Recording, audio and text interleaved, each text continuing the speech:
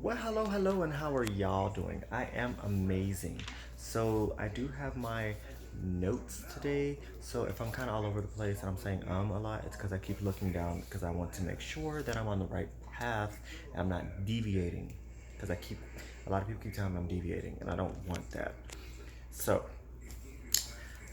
the first thing is we're going to be going over continuation from our previous video, which was talking about energy. We're going to be talking about one type of energy today, which is energy of the self. Oh, what is energy of the self? So energy of the self would be the soul and the aura around the soul. Now, I typically only see this energy in two beings, which would be humans and animals.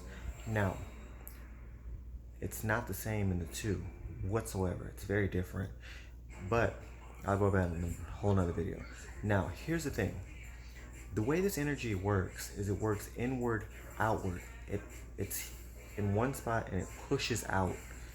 Now, there's individuals that can see auras, and they say that there's different colors and different shapes depending on how the mood is and all this, right? Now, there's a whole scale system as well to each individual's energy, and it's a whole complex thing. Now, depending on how someone's scale number is, if it's higher, the aura could be bigger. If it's lower, it could be smaller too. It just depends on the person. But I'm gonna go over that another time because that's the scale system's a whole nother thing. Um, but back on the whole subject of energy of the self. Now, energy of the self typically, like I said, is only associated with humans and animals. But we're only going to be talking about the ones in humans because the one over animals is not necessarily needed because it is, but it's like people typically only care about themselves if we're being honest. So, um, energy of the self would be the soul, and it'd be the aura around the soul. And now, if you're doing magic, which that's kind of a big jump, but no one here is doing magic. None of y'all are. But if you're doing magic, you do not pull from this energy. The reason why I say that is because you only have so much. It's like a battery. So if you pull from it, you can just pass out. Or you can get a nosebleed, or you can get a headache really, really bad, and it hurts your eyes. I don't do magic, but I know. So you don't pull from that energy. Now, how could this type of energy be effective? There's two main ways that this energy could be affected.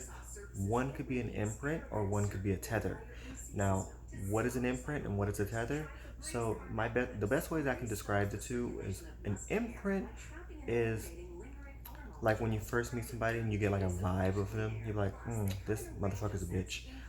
That's more of an imprint because you're getting the outer aura and you're feeling that. Now, a tether is a very strong bond. So when you have sex with somebody or you know somebody very well, and like you just have that deep understanding of them, that would be considered a tether. You can break an imprint. You cannot break a tether. You can break a tether, but it's a lot more complex. Um, Type of psychic abilities that's associated with this energy. Anything that would use the physical body. So the eyes, the nose, the mouth, and the ears. If you can smell it, taste it, see it, and hear it, then it would be associated with energy of the self. Now, if you just know the information, or if you can feel it deep in your heart, then that would be associated with different energies. The opposite energy of the self would be considered energy of the environment, which would be a collective energy. And that's gonna be in the next video.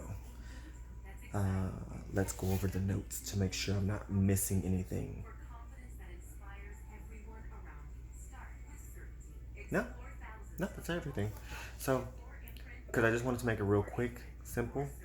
But if y'all do have any questions regarding spirituality and you want to know something, please let me know and I can make a video about it. Y'all have a wonderful night, and I shall see y'all later.